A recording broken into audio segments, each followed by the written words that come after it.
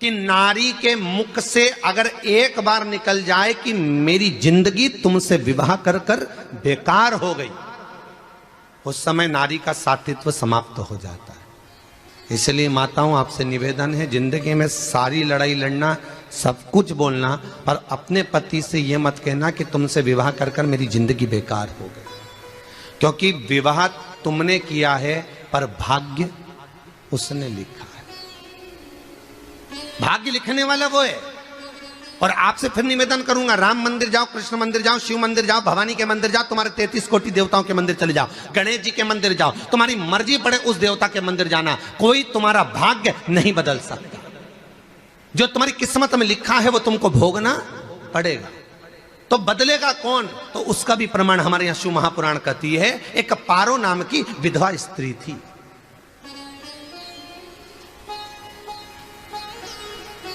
क्या नाम है उसका? नाम पारो। विधवा है, पति नहीं है, एक बेटा है। और विधवा स्त्री जो थी वो गर्भ से थी, उसका संतान नहीं हुई थी, पति मर गया था, वो गर्भावस्था में बेटा रह गया और पति चले गया।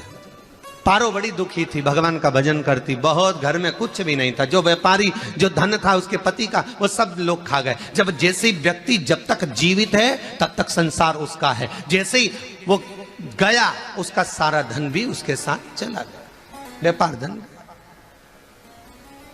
रो पड़ी। पारो आंखों से अश्रु बहता है, नैनों से जल बहता है, नैनों से बिंदु बहता है, और पारो की आंखों से जब आंसू बह रहा है, अश्रु निकल रहा है, जल बह रहा है। बेटे को जन्म दिया, उसने सोचा अपनी जिंदगी तो बेकार हो गई, पर बेटा जन्म लिया तो इसका नाम अच्छा रख दूं तो हो सकता है भाग्य आगे अच्छा हो। तो उसने उसका नाम भाग्य सिंह रख दिया। क्या नाम रखा? भाग्य सिंह। भाग्य अच्छा रहेगा इसका, तो हो सकता है कुछ अच्छा कर ले। पर बेटे की भी किस्मत इतनी प्रबल नहीं थी। माँ जगह जगह बर्तन मांझ कर काम कर कर बच्चे का पालन कर ली। बच्चा थोड़ा बड़ा हुआ, माँ मेरे सारे मित्र सेठ हैं, मेरा ही किस्मत, मेरा ही भाग्य ऐसा क्यों है, मेरी ही किस्मत ऐसी क्यों है ऐसा?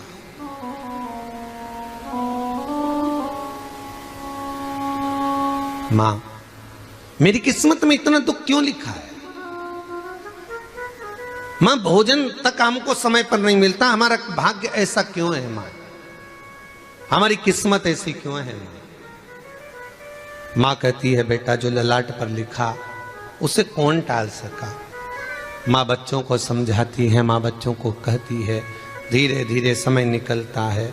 मां एक बार बता, मां तू कहती है कि सब भगवान ने लिखा है भाग्य में, तो भगवान का मिलेगा मुझे बता दे। माँ बोलती है ऐसी कोई जगह नहीं जहाँ भगवान नहीं, वन में मिलेगा। हाँ मिलेगा। माँ का कहना मानकर भाग्य सिंह वन में चले गया, और घने जंगल में भाग्य जब गया भाग्य सिंह, और घने जंगल में जब पहुंच गया, ढूंढते ढूंढते ढूंढते ढूंढते ढूंढते तो भी भगवान तो भगवान, भगवान की छाया तक नहीं मिली। भगवान की छाया तक। आंखों में जल भर गया, बेहोश होकर गिर गया। शाम का समय था, विष्णु और लक्ष्मी निकल कर जा रहे थे। लक्ष्मी और विष्णु जाते जाते उसको देखकर रूप बदल के उसके पास गए। बेटा आपका नाम क्या है? हमारा नाम भाग्य सिंह है। कहाँ जा रहे हो? भगवान से मिलना है हमको। क्या काम है तुम्हें भगवान से? भगवान से पूछना है कि मेरी किस्मत ऐसी क्यों बनाई, मेरी किस्मत में गरीबी क्यों लिखी, मेरे भाग्य में इतना दुख क्यों लिखा। मुझे भगवान से पूछना है कि मेरी किस्मत ऐसी क्यों बनाई, मेरी किस्मत में इतना दुख क्यों लिखा, इतनी।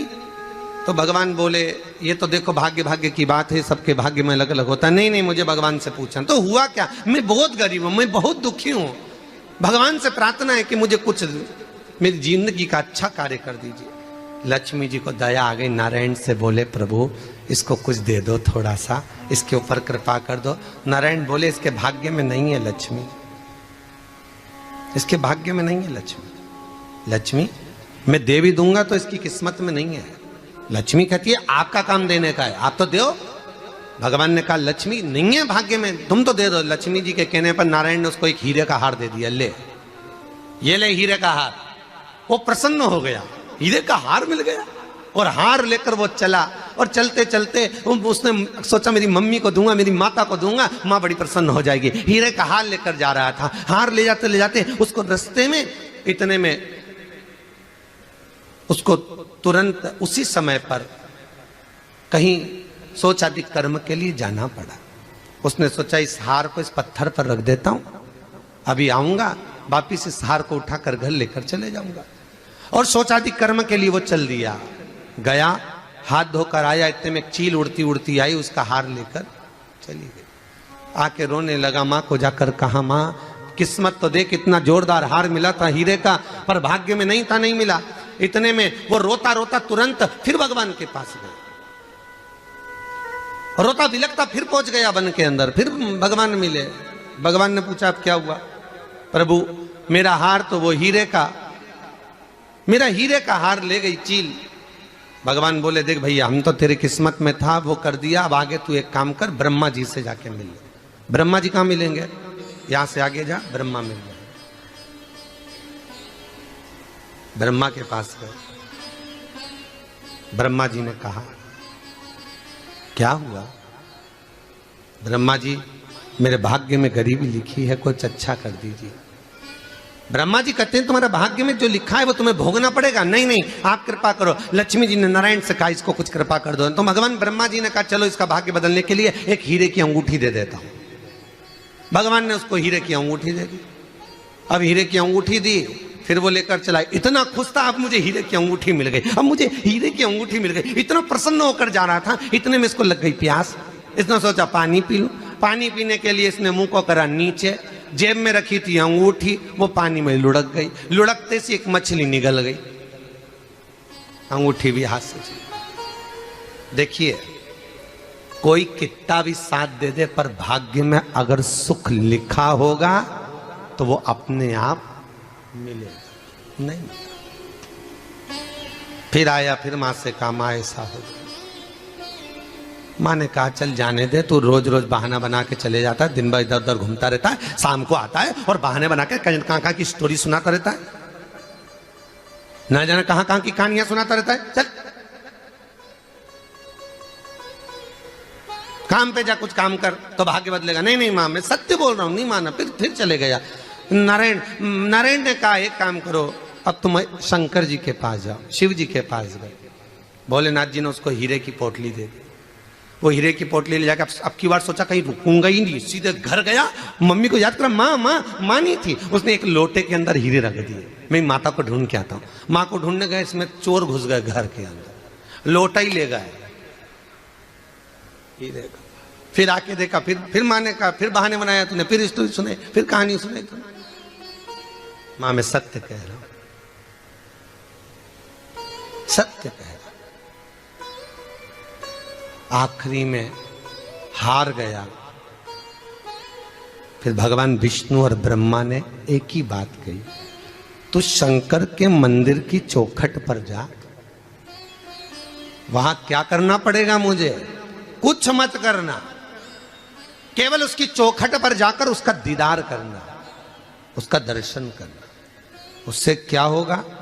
भगवान विष्णु और ब्रह्मा कहते हैं 33 कोटि देवताओं के पास जाएगा तो कुछ नहीं होने वाला, पर शंकर के दरवाजे पर भाग्य देवी रोज प्रतिदिन झाड़ू लगाती है।